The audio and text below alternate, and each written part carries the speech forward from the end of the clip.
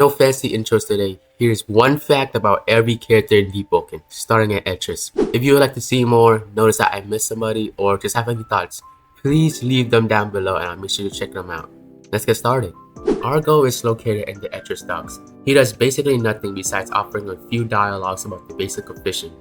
He mentions some spot being bad for fishing, which could hint that he knows about the boosted fishing spot that was added later into the game. Bookkeeper Andros. On your first encounter with him, he will mention that he is reading a book from the old world. This subsequently leads to a lore drop that the trade routes were once traversable by animals. Infamous Baz.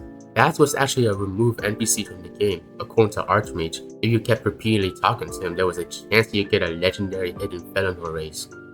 Bonus fact, because I thought it was too funny not to include, he's canonically the Grand Gritty winner, whatever that means.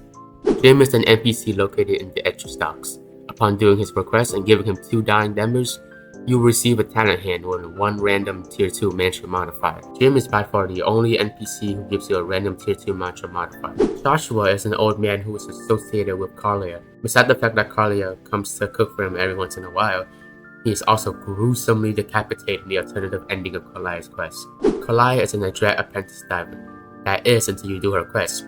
She is the main NPC to uncap your charisma. Her quest is one of, if not the only one, to have multiple endings. I feel like that fact might have been too obvious, so for a more obscure fact, Carlia is canonically shorter than everyone else in the game. Kenneth is an etching guard who is also the only one to wear any type of accessory and equipment. The next part might be considered spoiler for any extremely new players, so maybe skip forward 5 seconds if you wish to avoid it. After getting killed on Lord Regent's order, Kenneth can be found in the Layer 2 Floor 2. Corin is the lumberjack NPC that lets you turn in some wood in return for notes and Etris rep. It is hinted in his dialogue that he attempted to become a vigil, but failed due to his lacking swordsmanship. Lance Leshy, a famous chef located in Etris. He sells a variety of different food like mushroom bisque and omelets, as well as McGurgers. Lance Leshy also has a brother located in the Outer Vigils named Lord Regent, or his real name, Zier, is the 4th prophet of the ministry and a contract. Although not much is known about him, as he tends to kill everyone who even tries, Ragusa has confirmed that the throne he sat on is called the Coral Throne. This is a relic that supposedly boosts his power immensely. Nanji is an NPC that gives you the Chipped Sword quest, which involves you trying to find her brother E.G. She is quite an irrelevant NPC, so the most obscure fact I can find is that she is the only etching to wear the Nomad outfit. Now is the primary Frostdog trainer. There isn't much info regarding them except for the fact that they are a black diver who tends to whip the Grand Pseudoruska. This is revealed in the Shadow Progress, the Silent Heart. Chef Odiavaro is a Felonor who sets up at a restaurant in Etris in hopes of competing with the Lashy brothers. He requests the player to make some artisan food and charges them.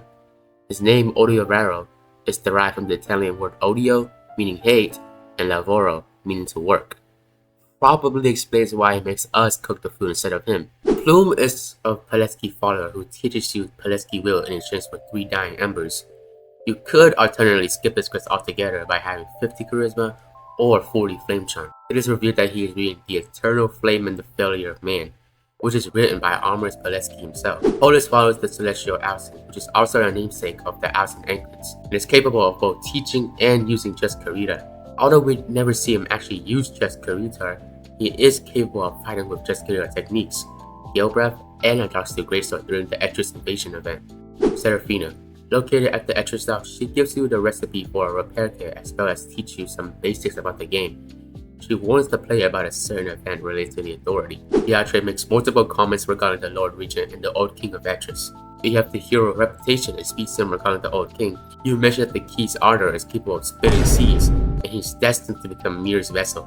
Not much else is known about Mir other than this interaction, but she is described as the eldest mother of our people and holds the title Mirror of Light. He also goes on to mention how she descended from the heavens and brought out the light in our soul in the darkest days. Trenty is the beginner guide NPC of Etris, offering the player some tips as well as 25 notes that you're broke enough to ask him for money.